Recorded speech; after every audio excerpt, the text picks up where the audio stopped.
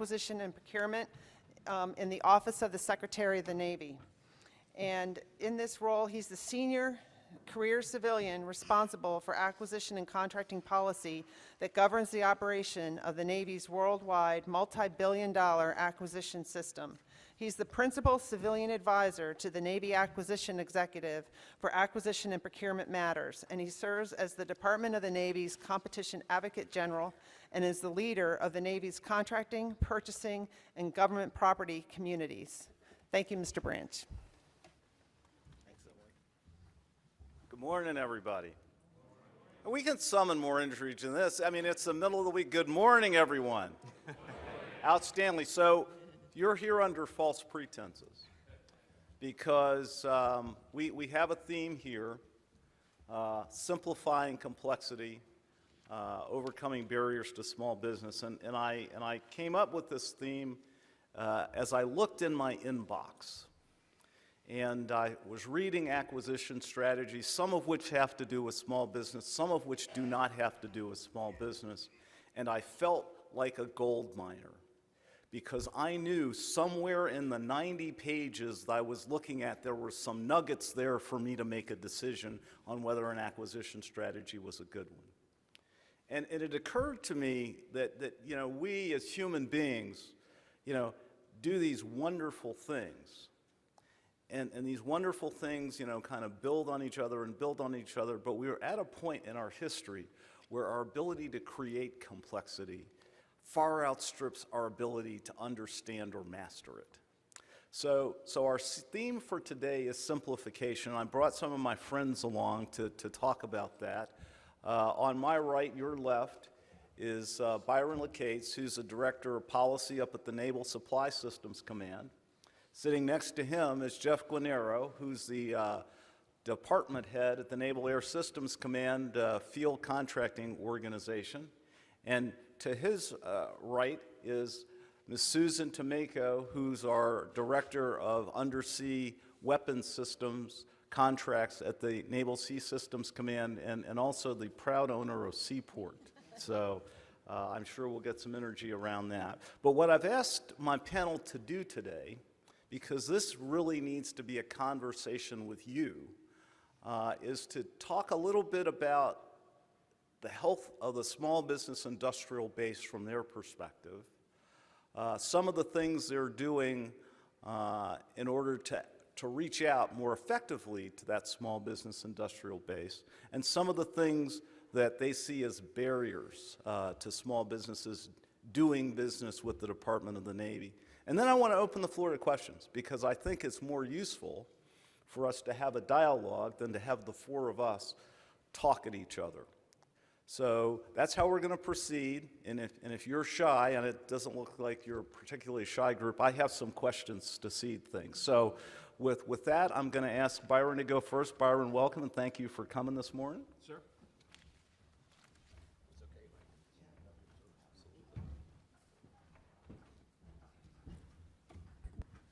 Good morning. I'm Byron LeCates, as Mr. Branch pointed out. I'm from the Naval Supply Systems Command. And for those of you that aren't familiar with us, we are obviously not a hardware systems command like my brethren from NAVSEA and NAVAIR here, but certainly NAVSUP's perspective in terms of what we bring to the fight is that we support from a contracting perspective not just what NAVSUP generates in terms of requirements, but we support most of the customers that you're probably familiar with in the Navy, primarily the fleets, CNIC, BUMED, BUPERS, those activities. So those are our primary customers at NAVSUP. We don't own them from the head of the contracting activity. They don't work for us in terms of the enterprise, but they are certainly our primary customer base, if you will. So that dynamic is pretty important because unlike most of the other BSOs and hardware systems commands, the head of the contracting activities in the Navy, the NAVSUP community has a relationship with its customers that we don't work for each other per se. So our relationship is one of professionalism, one of competency, and we need to persuade our customers from a business perspective to work with us in terms of getting, as Mr. Branch points out, getting to a small business solution. Certainly, from a goals perspective, we're looking to enhance competition. Many of our requirements lend themselves to competition. Many of our requirements lend themselves to small business. We certainly want to expand small business participation in what we do. And lastly, we want to look for existing vehicles. We think from an efficiency perspective, if we use existing vehicles, not only are we going to get a price that we think is a price point that is maybe at or better than what we had before, in some cases because those existing vehicles are multiple award contracts where we can get competition at the task order level. But we also are looking for competition, again, looking for those interested vendors in our requirements that are willing to put forward a proposal. Let me introduce sort of NAVS. There's sort of three primary areas that NAVSUP deals with. We have the WSS, that's Weapons System Support. That's primarily repair and spare parts.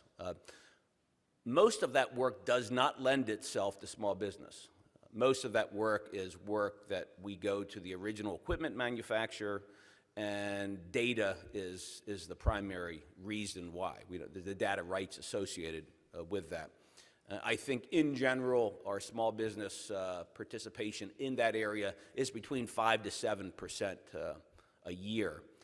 I will tell you that Bob Hughes, Bob's in the audience here. Bob, you raised your hand. Bob is sort of our volunteer looking at our small business opportunities at the NSN level. So as part of the J&A review, obviously in WSS, we have a substantial amount of J&As that we look at. Again, we're going with the original equipment manufacturer. Bob has done a nice job with looking at the NSN level, and it may not be an immediate fix, but certainly he's had some successes where he's gotten to an NSN and identified vendors other than the equipment manufacturer and has broken that out. Again, that's not an immediate fix, but certainly that's an inroad into getting some higher level small business participation in the weapons systems support area. The second area we deal with is personal medical services. This is the BUMED, the BUMEDs of the world, all the naval hospitals, all the clinics, Bethesda. This is the opportunity to bring in contracted professionals, medical professionals, into our clinics, our medical treatment facilities. Actually, about 75% of that business is small business. Those are primarily small firms. The folks at BUMED put contracts in place by region, again, they're primarily personal services, and they've had a significant amount of success in getting to small business in that area. Our biggest area is commercial services. We have a number of contracting activities under the NAVSUP enterprise, again, that are the primary front door of the contracting support to the biggest customers we have in the Navy, primarily the fleets. And about 30% of that business lends itself to small business. And that's a continuous strategy that we work with in terms of getting to that piece. I think one of our latest initiatives that maybe you're familiar with is we call it portfolio management.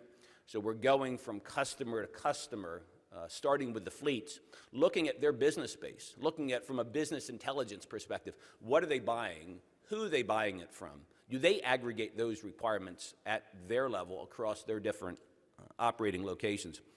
We're trying to get to early interaction. From a market research perspective, early interaction allows us to do a better job with market research. And that's the key. If the customer comes to us at the last minute, we have very little opportunity to look for alternative sources or get into potential more competitive vehicles that may be out there. We also, I mentioned earlier, we want to look at existing vehicles from an efficiency and effective perspective. We don't want to write new contracts. It takes longer to write new contracts. We want to look for existing vehicles. We use OASIS, Mr. Branch mentioned Seaport. We're a big user of Seaport. GSA has the Alliant contract out there that is a GWAC contract. NAVSUP itself has a contract that's issued out of San Diego, the Fleet Logistics Center, San Diego, called the Global Business Solutions, or Global Business Solutions, and it is all 100% small business set aside. It's primarily for services that are under the Service Contract Act, so primarily blue-collar services, bleeds in to some extent into some white-collar services. It's, again, 100% small business set aside, broken into 4 regions. All the vendors compete amongst those 4 regions. Very effective vehicle. About $750 million vehicle over 5 years, all firm fixed price. I think there's 73 contract holders amongst the 4 regions that are out there. Again, primarily labor associated, or that lends itself to the Service Contract Act. A pretty significant vehicle, and it's open to DOD, not just NAVSUP itself. Any contracting officer in the Department of Defense can use that vehicle. I mentioned portfolio management. That's sort of under the umbrella of strategic sourcing. So we look at strategic sourcing. Again, we think if we can do a better job of sourcing, we can do a better job of supporting small business, certainly in terms of looking for preferences in that area. Competition, we continuously struggle with competition. This is, again, getting to a review of the J&A to make sure that it is where it appears to be from a sole source perspective. If we can break it out into competition, we certainly do that. We work very closely with our small business professionals to get to vehicles that are competitive. We try to, as Mr. Branch likes to say every once in a while, the hardest substance known to man is the air between Mr. Stackley's pen and a J&A. You just can't, we don't like to send J&As up there because we can't get them signed, and they get pressurized, and we get tough questions. And so we try to do what we can to push competition. We think, again, competition is nothing but goodness when it comes to getting to small business. And that's a little bit of a struggle with customers. Sometimes customers are dealing with sort of an entrenched incumbent. I say that not in a mean way, but the incumbency associated with some of our vendors, especially in our white-collar service vendors, is a tough nut to crack sometimes. And customers, in terms of their development of their requirement, we have to really be on guard to make sure we are doing what we can to mitigate that risk of getting into either a one bid or a sole source. And certainly, we only want to put our minimum government requirements down and avoid any gold plating. Again, the overall perspective that we have at NAVSUP, primarily we work very closely with our small business professionals. We're very familiar with the business that lends itself to small business. Again, I mentioned the commercial services. That's an area that we fight very hard to make sure that we do what we can. The statutory minimum statutory requirements for small business participation is in the 22 to 25%. Again, in that area, we're in the low 30%. Our goals represent that, and we've been successful in meeting those goals. We want to get to competition, and we want to get to an efficient and effective model as quickly as possible, both from a price perspective and from a value to the customer perspective in terms of the quality of the service that's out there. We're not going to pay more to get to small business, but we certainly want to get to small business at the price that we were. The existing vehicles, I'm sure we're going to talk about those to some extent. Those are goodness, nothing but goodness. Again, competition is out there, and we have an opportunity to get the price points that we probably hadn't gotten to previously, mainly because of the multiple award nature of many of those contracts. On that note, I'll turn it over to my counterpart from NAVAIR. Thanks, Byron. Sir. Yep. Thank you, sir. All right, good morning. So I'm Jeff Guarnero. I am, as Mr. Branch mentioned, the civilian department head down at Pax River. Naval Air Systems Command has about 4 buying departments. 2-5 is one of them. We do the majority of the services for NavAir. So as a small business, you all know that that's really where your bailiwick is typically, right? It's the services environment. So about 95% of the procurements at Naval Air Systems Command are done in my department as services, okay? So what I'm going to do, just briefly, take a few minutes, just tell you I just had an industry day down at PAX a couple Tuesdays ago. Very well attended. We had about 300 vendors in the audience, and so I'm just going to give you some highlights of some things I told them. First of all, overarching concept is we are trying to increase our reduce our cycle time, increase our speed to the fleet, okay? And it's something I think about every day, I will tell you that. Maintaining the quality, making sure that we get good quality contract awards out there for our customers, but we are trying to really pursue reducing the amount of time from, you know, the time we have the actual milestone meeting to set up our milestone plan to award.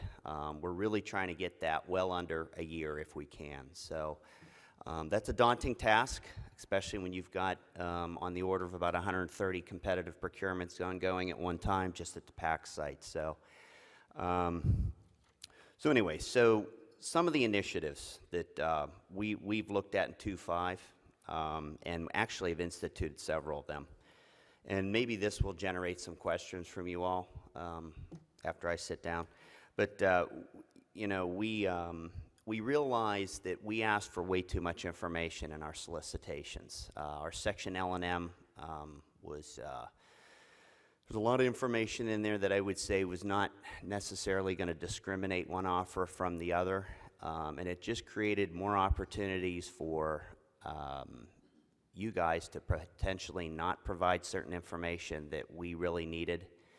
So what we've seen since we've sent out this what we call a streamlined section L&M is that we are able to award a lot more on initials, which is obviously a sometimes a good thing. It's not something we would do across the board, but certainly will increase cycle time or reduce cycle time, excuse me.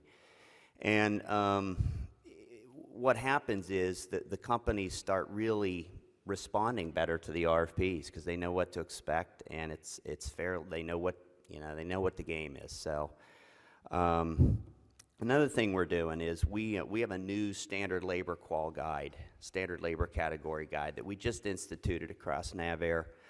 I like that idea because it standardizes the professional series across different functional areas like logistics, engineering, et cetera, et cetera. We are using standard occupational classifications, which I think is a good approach because there's a lot of really good data out there that Department of Labor updates quarterly when we do our cost realism analysis. So we're very excited about that. We think that's a positive change for the organization. Another thing we're doing, we are starting to stand up a lot of acquisition cells. What that is it's a group of people, acquisition-coded folks that help some customers that perhaps need more than others to pull their requirements packages together, okay? Where we've seen probably the most delay in our procurement cycle is just trying to get that RFP out on the street. That's really where the challenge is. So when we talk to industry, we hear loud and clear that, hey, it takes you guys too long to get this stuff done. So we're really looking at all phases of the pre-award cycle, okay? Another thing I told industry, and I firmly believe this, is we don't do the best job of communicating with industry, okay? It's very important, especially for the small business folks, because when we delay a proposal or an RFP release date by a month, that can be quite injurious to a small business, okay? Because they don't have these big proposal teams sitting around just, you know, waiting for RFPs to come out on the street. So we understand that communication is very key, timely communication and the right kind of communication. So we're continuing to work that. Another initiative, and we just started this recently, we have our own LRAF now at Pax River. It's a what I would classify as a much more high fidelity document that's got that we update quarterly. We're going to start doing that as a quarterly update, and there's usually about 100 or so procurements on that list. So let's see. We're trying to reduce the incidence of acquisition strategy changes. We think that's another area where that just slows down the process, and so we want to make sure we properly vet up front with the decision makers what the considerations are, get that strategy in place, and then move out with it. And of course, where we can do FAR Part 16, that's another area. I think this gentleman had mentioned Oasis. We look at that. We use Seaport. We use a lot of vehicles that are within our disposal. Another thing that we potentially can use for those vendors that are really new to the market are, there is an opportunity where you're talking about basic and applied research to perhaps use some other transactional agreement type scenarios. So we have not used too many of those at PAX, but it's something that we're looking at. So some barriers. Mr. Branch has to talk. So the way I see it, especially at PAX, I think that Oasis, small business, is a bit of a barrier. I hear that all the time from our industry partners down in Pax River. I think the fact that it's not set up geographically like the Seaport vehicle is, I think there is a little bit of an issue there with some of our smalls down there. So I think another barrier is really there's a proliferation out there of multi-agency MACs. I think Congress has recognized that, and there's actually a report that's due to Congress this year on our inventory of multi-agency MACs, because I know that it's good to have MACs, but when there's too many, you guys have to decide what to bid on, and you've only got so much bid and proposal dollars to load into trying to capture new business. I mentioned already the communications is actually a barrier. I think that more regular communication is absolutely key. And then, I spent a lot of time in major systems at NAVAIR as well. One of the things I think is a barrier, and I think you would probably agree, is that, once we get these really large ACAT 2 and 1 procurements out there, and they're already in a production phase, it's very difficult to bring small business opportunities into the lurch. And I think that, there should be more opportunities to do that. So I will tell you that within the Systems Command, at least at NAVAIR, that is a focus area for us. Still a lot of work to do there. I think it takes money to do that, because basically what has to happen is we have to redesign certain parts. Certain aspects of the weapons system have to be opened up for breakouts, okay, and so competitive breakouts. So money needs to show its face to actually do the non-recurring to come up with a different widget. So with that, I will turn it over to my associate. Thank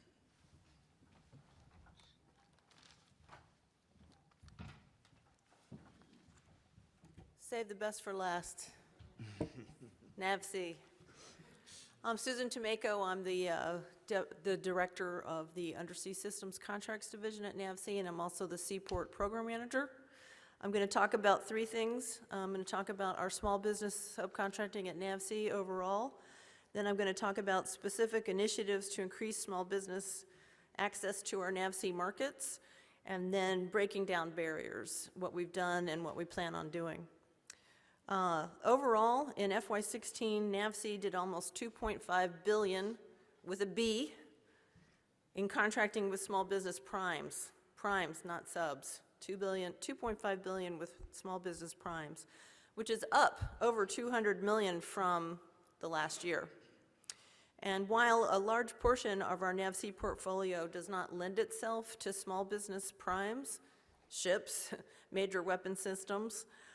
We do continue to look for increasing small business opportunities at both the prime and the subcontract level, including breaking things out for small business set-asides.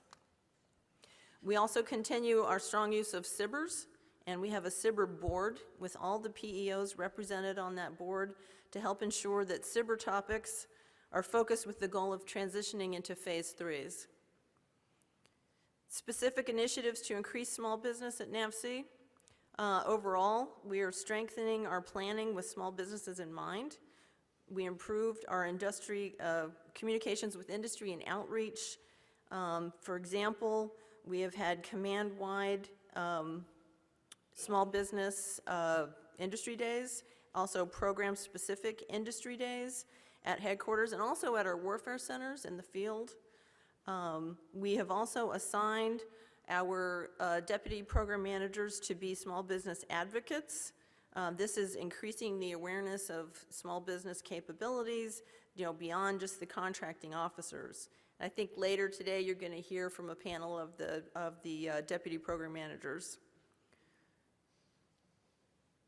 We also have our long-range acquisition forecast that's publicly available at www.navc.navy.mil. You looked under the Business Partnership tab, and that will show you a list of everything we've got coming up in the next 5 years. Finally, for breaking down barriers, we're really trying to get honest feedback from small businesses, from all businesses, but mostly from small businesses. Last year, we heard feedback that the government fails to respond to your responses to our RFIs. So we send out a request for information. Small businesses send in their capability statements and all of their information, and then you never hear back from us. So we're really trying to change that so that we are going to respond and communicate back to you with some feedback on what we thought about your response to our RFIs. And if we're not doing a good job on that, I want to know about it. We also heard feedback that PCOs are not willing to take questions at industry days, and this is true. So, they think the cone of silence has come over the procurement too early. When we're doing industry days, we're still in the market research phase, so it's okay to have a dialogue, it's okay to ask questions, and for PCOs to answer questions. I think we're doing a better job with that, and if not, I want to know that too. And finally, the last thing is, if you want to have a cost-type contract, you have to have your accounting system reviewed by DCAA, and that can be very difficult for small businesses to navigate that process. At NAVC, we have a gentleman by the name of Pat Micah. He's been helping small businesses navigate through that process, and I think they've been getting first-pass reviews, and so it's been a huge success. So if you need to reach out to Pat Micah in my organization to help you with your accounting system reviews, that's something that we can definitely do. Thank you. All right, great. Thank everybody on the panel for kind of sharing what's going on. I know that's not the only thing that's going on. For instance, at NavAir, in the F-18 PMA, I know they've put a market research team in place. And as a result of those efforts, they have diverted work that would have gone to a very large prime, some of it to small business, some of it to the other OEMs. So there's a lot of stuff going on, a lot of energy in the field, and I'm going to open the floor to questions at this point because I really like this to be a dialogue, especially with the folks that are at the front lines of making these things happen every day. But to give you an opportunity to get to the mic, I'll seed this with a question. So we've heard a lot about acquisition reform in the last couple of years. We have the Section 809 panel, which is looking at streamlining acquisition regulations. We have the provisions in the FY17 NDAA. The Hill has been over to talk to many of us about the acquisition reform initiatives that will go in the FY18 NDAA. The Trump administration has a regulatory reform agenda where they have basically told us, we want you to look at the regulations, and you're going to go in a 2-for-1 swap. For every one you issue, you've got to cancel 2 of those, and they've got to be significant in removing regulatory burden. So in that context, I'd like to throw this question out to the panelists. If you could ask the policymakers to remove one impediment to the way you deal with small businesses, what would it be?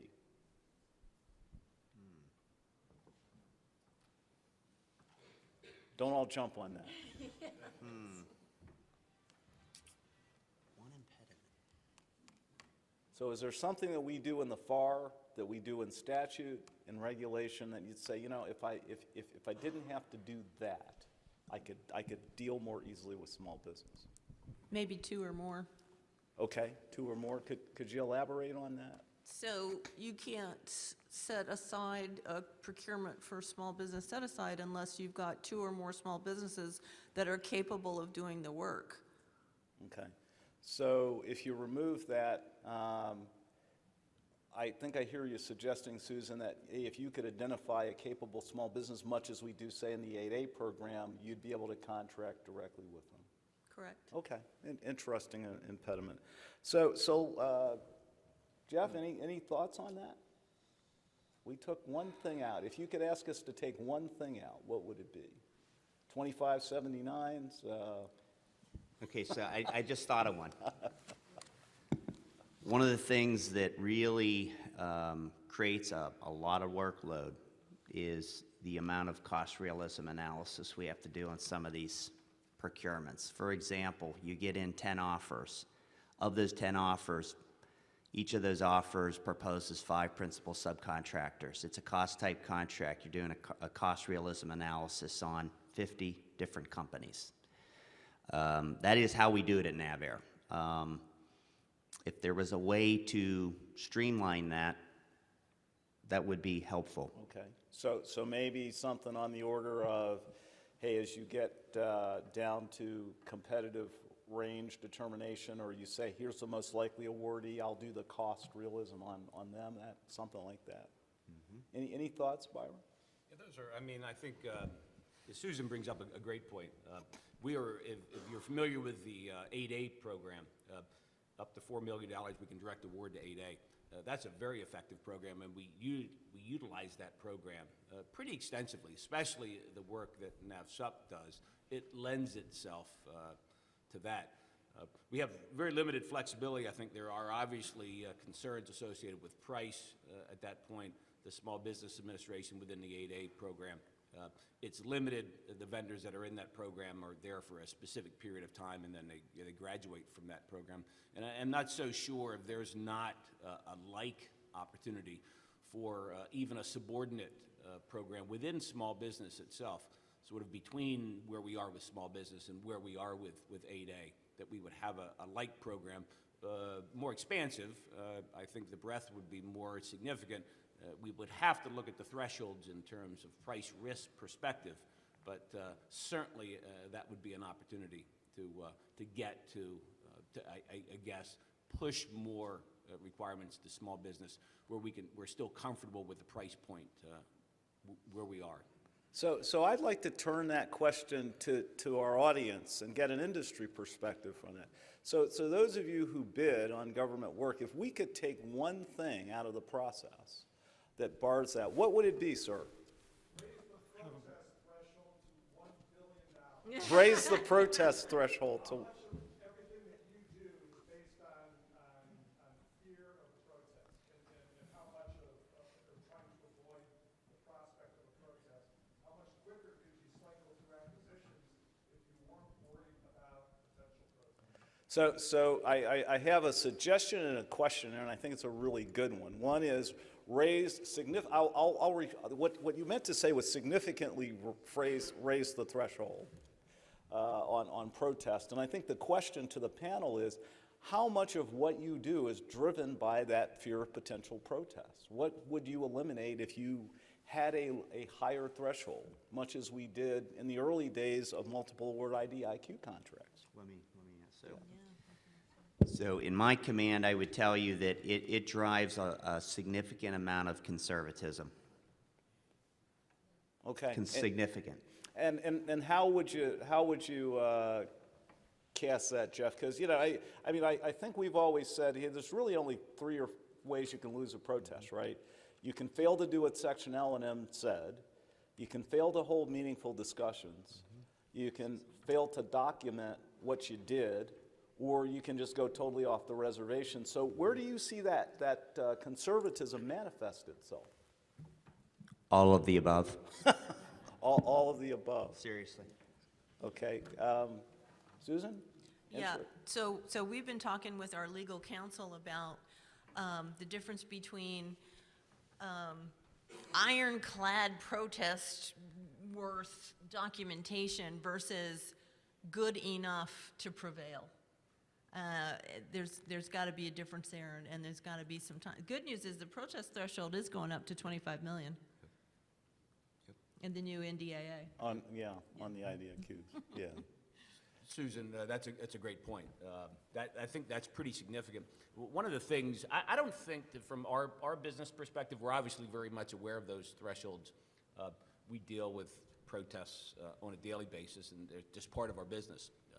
NAVSUP does about 44% of the Navy's actions, so obviously we're in front of the GAO a good bit. I would not say that it drives, I would not say thresholds drive concerns in terms of the development of our acquisition strategies. I will tell you that one of the things that it does drive is an over-complexity in Part 16. Somebody mentioned Part 16, one of my counterparts, I think. So we tend to bleed, if you're familiar with the parts of the FAR, we tend to take parts of 15 and put them into 16. We have a substantial amount of discretion at the task order competition level to determine what we want that source selection to look like. We tend to be very conservative and build in levels of complexity that take a long time and potentially get to a solution that, because it's so complex, lends itself to risk associated with somebody second-guessing that decision. So I'll tell you that the threshold going up to 25 million in the FY17 NDA is pretty significant. I think that's going to allow us to do a better job and less fear associated with our Part 16 task order competition source selections. Again, that we've gotten, in my mind, we've got to dummy that down, and we got to get the source selections that, from a small business perspective, don't drain your bid and proposal teams. Again, you already have a contract. We're just getting to the competition at the task order level. Okay. Emily, you wanted to add something?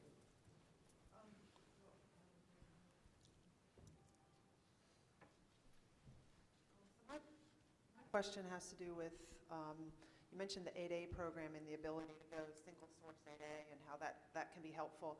There's also the ability to go sole source to a woman-owned small business or a service-disabled veteran-owned small business or a hub-zone small business in certain conditions. You know, there's certain dollar thresholds and stuff. So how do you balance that with also the pressure and the desire to get competition? And do you consider using those authorities that, you know, we have in the FAR? Absolutely. We're very much aware of those opportunities. We want to utilize those opportunities. We love competition, but at the same time, we're trying to get to an effective solution, you know, as quickly as possible.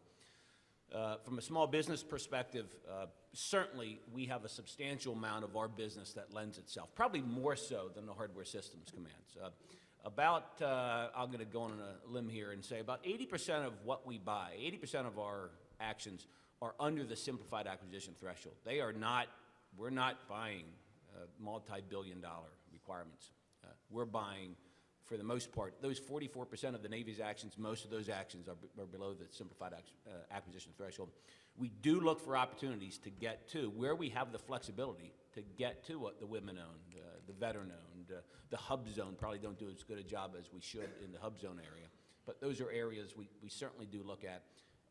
I think to some extent we're not as much worried about competition at that level. We're mainly interested in the level of professionalism of the vendors. certainly from an 8A perspective, there's a known, if you will, community of 8A vendors that are extremely professional, that are competent, and that are at the right price point for us. There is some potential abuse associated with that program. Our job as contracting officers is to mitigate that risk. To the extent possible, we will avail ourselves of the opportunities to go direct to the sub-socioeconomic categories where it makes sense. If we can get competition, fine. Really, under the threshold, we don't want competition. Under the 8A, under the $4 million threshold for the 8A, really, the Small Business Administration would tell you they don't want to compete that. They want us to go direct. The opportunity for the 8A program is to allow those vendors to get their sea legs under them and move forward, and hopefully they will be a productive, competitive business once they graduate from the 8A business. It's the same thought process associated with the subordinate socioeconomic programs. Again, trying to get those vendors to be viable competitors in future competitions. Great. We have a question at the mic. They're waiting patiently. Good morning, everyone. I'm going to liven it up a little bit. You said price realism. We can talk about that. So, comment, then a question. The first thing, if we're going to do price realism, we really need to do price realism if you want small businesses to survive. Specifically, if you have a range as a contracting officer and you set that goal, and someone comes in so low, you know they cannot perform. The question is, are we really doing price realism? And especially when an opportunity has to come back on the street, or maybe it doesn't come back on the street because the contract is modified to keep the small business there who's there trying to get them well. Meanwhile, you just hurt 10 other small businesses who put their money in there to compete for that opportunity. So if we're going to allow small businesses to survive, we really need to look at price realism. That's the first. I submit to you it's not being done like it was intended. The second comment I have is recertification of those small businesses, of these socioeconomic categories you talk about. If you're going to be 8A, do this, et cetera, and a company is blessed to grow out of that range, but yet you grandfather them and you don't allow the other small businesses to grow. So are you going to enforce recertification of you still small? A small business cannot compete against a so-called small who's now large, $400, $500 million company, and they're a $4 or $5 million company. So if I had to take something out, I would fix that. There are words in there about recertification, but we don't apply them across the board. So that's my comment and question kind of for you. All right. Thank you, Admiral. So if we're not being consistent in how we treat recertification, I'll commit to you that we will work with Ms. Harmon's office to see how we put that process in place. Price realism, or cost realism, I should say, is a really, I think, tricky subject, because essentially, many times we go out, we'll get an audit, DCAA will say, yes, they are paying those rates. You'll give us a signed hire letter that says, yes, this person has agreed to work for those wages. And I think we probably would have to have a policy conversation on how a contracting officer could overcome those sorts of things. I'll make a comment back to the industry, because this is to some degree like nuclear proliferation. Right, years ago, we used to talk about the $7 engineer because some bright person figured out what uncompensated overtime looked like. And because they figured it out, everybody else had to start, everybody else started doing it to stay competitive, and then he came to us to get us to stop it. So I don't know how we stop the natural, if you will, exercise of capitalism. But if you've got any ideas on that, we'd certainly like to hear them, because we think we now have an opportunity to make some of those policy changes. So let me go back to the subject we were talking about, and I'll throw that question out to industry again. So if there's one thing we could do from a process perspective that impedes us from working with you, aside from price realism and recertification, what would it be? Any thoughts on that? Okay, we got a couple in the back and one up front here. Hi, Chris Dahl with CompuSoft. Chris? It would be opening up, and you have said you've opened it up, but in your palm, you know, the timeline where you're developing the requirements, that's really the area that, for most small businesses, that's a struggle. The way that they manage cash flow is to hold on to the resources till the very end when the RFP is let. We know that's not a good policy, but that's just a fact of what happens to small businesses. So the encouragement has to be an open door policy to get up in front of the procurement into the requirements to better lay out a construct of the teaming partners, the past performance, all the things that make up the evaluation factors. So we've struggled with some of that where we request appointments and request to come in and we're just not seeing.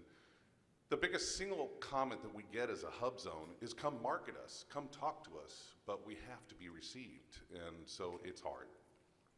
Okay, thanks. So I want to go back to a point that Susan made in her remarks about communication and contracting officers not wanting to take those sorts of meetings that allow that kind of access. Susan, what do you see kind of some of the root causes there? Why are your contracting officers perhaps reluctant to meet with industry? So they don't understand that we're still in the market research phase, and they think that they're not allowed to answer questions at Industry Day. They're afraid of, you know, divulging information that would give someone a competitive advantage or something like that. So we have had some very successful industry days where not only have we taken questions from the group, you know, and then go caucus and then come back out and answer them to the forum and then publish those questions and answers on Fed BizOps, but we've also had industry days where we've sat down and had one-on-ones with each company who's interested in having a one-on-one to answer questions back and forth with those companies, and then of course also publish the questions and answers on Fed BizOps for everyone, as long as they're not company proprietary. That's worked really well. It takes a lot of time. I mean, that industry day was a long day, all day, but I think we're getting there. We're getting people to understand that until the RFP is out, we're still in the market research phase, and it's okay to have communication. Okay, Jeff, anything to add? I'd just say it's a point I think we all brought up. The communication's huge.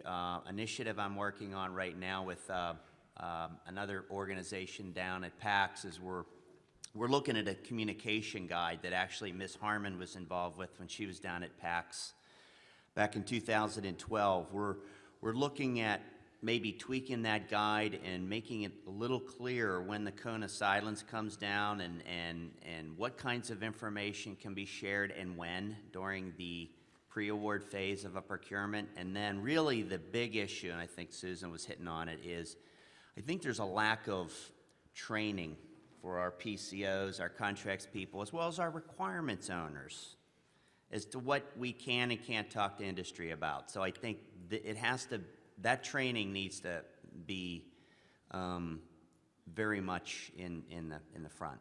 So. Okay, so over the last, I think we got a question here, and I want to jump in and ask this one, and then we're going to go to this gentleman back here. But you know, we've passed out, I think, 2 Mythbusters letters out of FPP. You know, Mr. Stackley, you know, who's our community leader, has said talk to industry. You know. Why do you think that's not getting down to the working level? I mean, is there something we need to do to get that sentiment to penetrate from the policymakers? You know, Mr. Branch, I said it earlier. It's a level of conservatism, at least at my command, that, and I'm not going to throw legal counsel under the bus, but I am going to throw legal counsel under the bus. That They believe, I think, and I think erroneously, that that communication will contribute to more protest activity, and I don't think that there's a strong corollary between those two things, but they believe that, so. All right, so we're going to go back here and then here.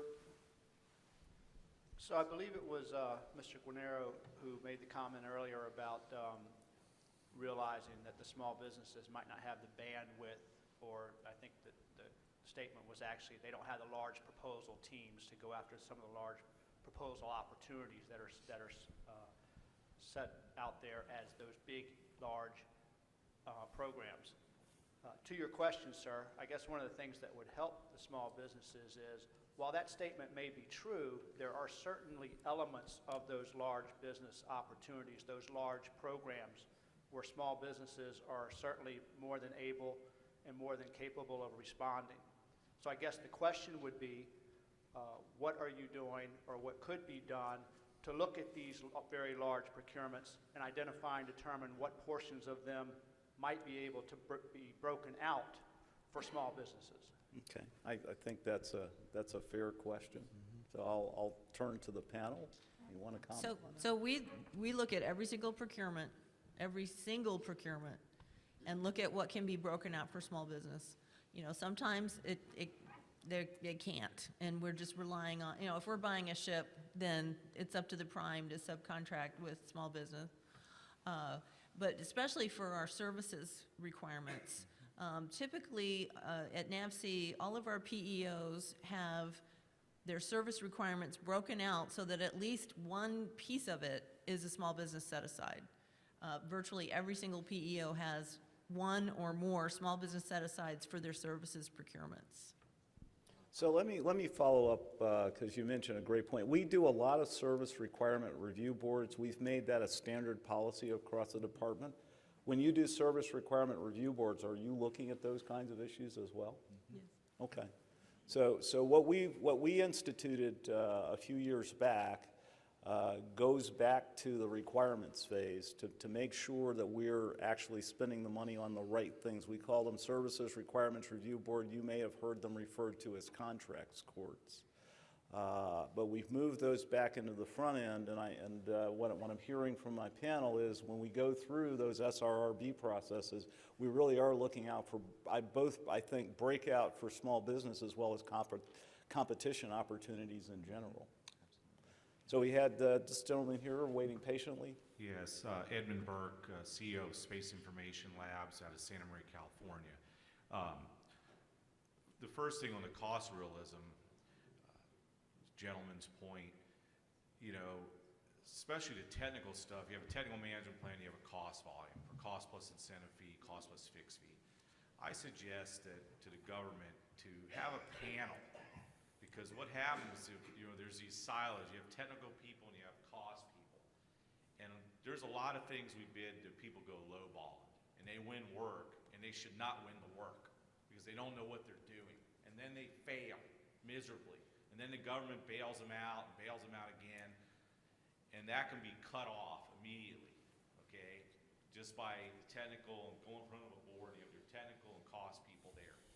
A simple thing, but everyone they go in silos. You put these proposals in, it goes into this silo, and 6 months later you hear something. And there's no interaction at that point. You really should have a panel, and let the people present. I mean, they would be happy to do that, especially because they put all this time in these proposals. Okay, that's one point. So greater use of oral proposals is, Exactly. I think, what I'm hearing. Okay. Exactly, but I have another topic. That's just an input. And Go a for it. question. The other topic is, I hear a lot of services here. For people that are product developers like my company, who build product, innovative product. Thank God we won one of the SBR STR awards. That's great. There's RIFs, there's those, but to get into weapon systems, new technology, there doesn't seem to be a focus on that, of contracts and opportunities. There's big primes that sometimes control that, and you need to work with them, and they make the decisions, and the government advocates their right to them, instead of saying, hey, we need to get this technology in there and push them, or maybe not rely on them so much. So that's some dialogue maybe have, input for you guys to consider. Okay, thank you. We have a question here and then one back in the corner, so I'm just going to go on the diagonal there. Hi, I'm Dexter Myers, a Pacific engineer from Lincoln, Nebraska. And just to follow up on the gentleman's comments there, is within the SBR program, there's opportunities once you get to the phase 2 and phase 3 to speed up the contract process and to go sole source because the J&A is already approved because of the way the program's set up. So I think there's some opportunities for you to look at utilizing that program more efficient to get, and especially we're a product development firm as well. So you could get products and require the primes to use SBR technology or to give them incentives to do that. But one of the problems in the SBR program that we have is between the phase 1s and phase 2s, or even as we're waiting for maybe potential like what they call the reach back SBRs, the contract process is extremely long. And for a small business to maintain, a chief engineer and technical staff or, technicians that build products, and we're waiting 12 months for a contract, it's just really, it's extremely difficult. So the industrial base, I don't believe, is actually being properly managed with the small businesses. And there's opportunities to look at speeding up the contract processes for SBR type technology. I think that would be very beneficial to the government. And there might be opportunities like the use of letter contracts or OTAs to make that process happen. Okay, I'm going to ask Jeff to talk about that because one of his contract leads, Tom Hill, I think, has what we would call a best practice in that area. Yeah. So 254 sites, our Lakehurst site is one of the sites under 25, and the Navy has recently decided that Tom Hill's group is a center of excellence for SBIRs and STRRs. So Tom is very proud to tell you that on his phase 1 and phase 2s, we're down under 2 months from requirement identification to award on phase 1 and phase 2s. Now, granted, that's Navy. I don't know what the Air Force, the Army, the other DoD agencies are doing, but here at NavAir, and I think Bob Smith is actually giving a presentation later this morning, and it might be worthwhile for you to sit in on that, but most of Bob's requirements now go through Lakehurst, and I would tell you that they are very conscious of trying to pull those phase 1 and phase 2s in less than 2 months. Okay, great. We have, this lady gets the last question, and I think we want to be respectful of your time, and we'll let you go. I heard someone talking just a moment ago about innovation, innovative products, and how you all access those. And I wondered what your thoughts were on using something like other transactional authority to run things like challenge-based acquisitions. I think MITRE published a document on that last year, so I wanted to get your thoughts on that. But also I had a question on the communications piece. You mentioned that one thing that you all could do better is communicate to companies who are interested in working with the government. And I wondered what incentives you're putting in place for your teams to do a better job with communications, whether they're using the same channels that reach the same people time and time again, whether they're comfortable with that because it means there's less that they have to do in terms of review and analysis and things like that. So. Okay. Anybody? Well, our deputy program managers have it as part of their performance evaluation, working with small business. I know it's part of my performance evaluation, so I think that helps. Yeah. That sort of bleeds into, I was going to comment on the market research. To an extent, from NAVSUP's perspective, the breadth of commodities that we buy is so extensive. We can't be the subject matter expert on all the markets. And there's always a push and shove between the customer and on our office in terms of who's really responsible for market research. And we try to get our customers very much involved in that. The expectation is we want customers to own, to some extent, that commodity and understand the market. Great question in terms of getting new vendors into the market. To some extent, we rely on our on the PCRs to be our eyes and ears and work with them in terms of looking for opportunities. But certainly the market research perspective shouldn't just be looking at the contracting officer in terms of having all the answers. The expectation is we rely heavily on customers to understand the market and to be our eyes and ears, if you will, in terms of changes in industry, changes in commercial practices, where we can have a better understanding in terms of when we get our solicitations on the street, who we're targeting in terms of the market segment. And small business is obviously a very big piece of that, and the expectation is our customers are going to understand that and appreciate that to some extent. Okay, and that was the last question and the last answer, and I want to thank my panel, Susan Tomeko, Jeff Guarnero, and Byron Lacates, and I want to thank you, the audience, for your participation today.